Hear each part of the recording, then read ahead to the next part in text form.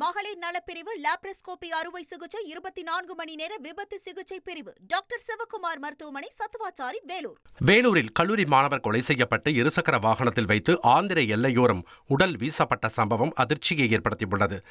ஆரணி பத்தியாவரத்தைச் சேர்ந்த ஆனந்த் என்பவரின் மகன் டானி வளனரசு வேலூர் சாய்நாதபுரத்தில் நண்பர்களுடன் அறை எடுத்து தங்கி அங்குள்ள கல்லூரியில் படித்து வந்தார். புத்தாண்டு நள்ளிரவில் நண்பர்களுக்கிடையே மோதல் ஏற்பட்டதில் டானி வளனரசு அடித்துக் கொல்லப்பட்டதாக தெரிகிறது. அவருடைய உடலை 2 பேர் இருசக்கர வாகனத்தில் அமர வைத்து ஆந்திர எல்லையோரம் உள்ள மலையடிவாரத்தில் வீசி சென்று விட்டதாக கூறப்படுகிறது.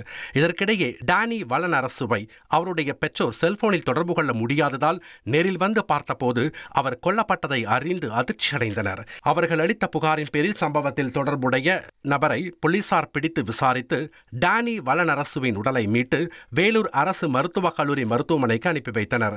சம்பவத்தில் தொடர்புடைய மற்றொருவரையும் போலீசார் தேடி வருகின்றனர். 24 மணி நேர ஐசியு, பொதுநல மருத்துவம், எலும்பு முறிவு சிகிச்சை, ENT டாக்டர் சிவக்குமார் மருத்துவமனை, சத்துவாச்சாரி, வேலூர்.